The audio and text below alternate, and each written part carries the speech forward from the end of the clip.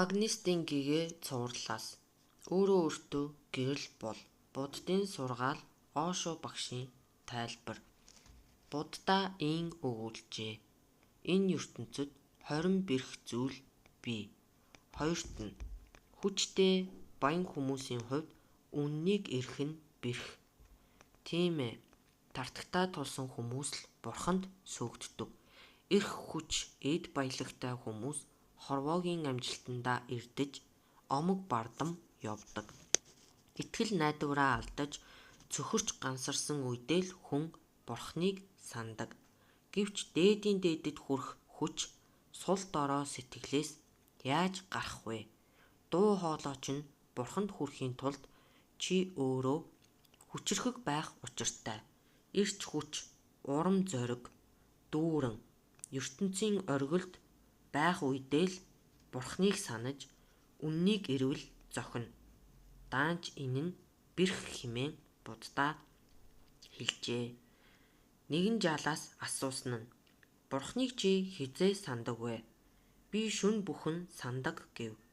Тэгвэл өглөө сандаг уу гэхэд өглөө санахын хэрэг юу байгаа юм? Шүн би айдаг болохоро залбирдаг гэжээ. Жаал хүүгийн хандлага бол бүх нийтийн хандлага. Өвдөж зовж айж түгшгээрээ сүжигтэн болдог. Өтөлж доройтож үхлийн ирмэгт ирэхээрээ сая бурхныг сандаг. Хүмүүс үхэх хүртлээ бурхныг хоошлуулдаг.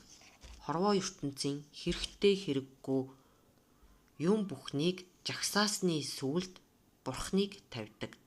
Хамаг цэнэгээ шавхсан хойноо үнэмлэхүй оргилд тэмүүлнэ гэж үү? Авшиг бол ирч хүчтэй идэр залуу хүнд л тохирох зүйл. Энэтхэгт үеэс үед улирсан хэвшмэл ойлголтыг Буддаа эвдэж авшиг сахилыг залуу үе рүү эргүүлсэн. Хинду уламжлалт хүний амьдралыг 4 үед хувааж үздэг. Амьдралын математик загварыг Ману сэджээ. Эхний 25 жил нь мэдлэг боловсрол эзэмших үе. Удаах 25 жил нь хорвоогийн аж төрөл буюу гэр бүлийн амьдрал. 3 дахь 25 нь эгэл амьдралаас хөндийрөх бэлтгэл буюу үр хүүхдээ бие даахад нь тусалж дэмжих. Тэгээд сүүлийнх нь ирч хүчээ барж үхэх төгссөн үедээ бурханд өөрийгөө зориулах гин. Энэ бол бурхныг доромжилсан хэрэг. Үнэмлэхүй дээдтэй амьдралаар бус үхлээр харцна гэсэн аятай. Үгүй ээ.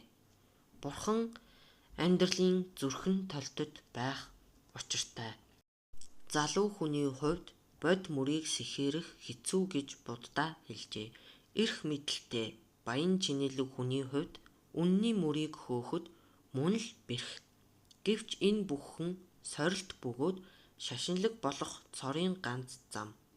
Ирч хүчтэй зүрх зоригоор дүүрэн үедээ л бэрх сорилтыг хүлээн авч чандын зүг дүүлэх учиртай.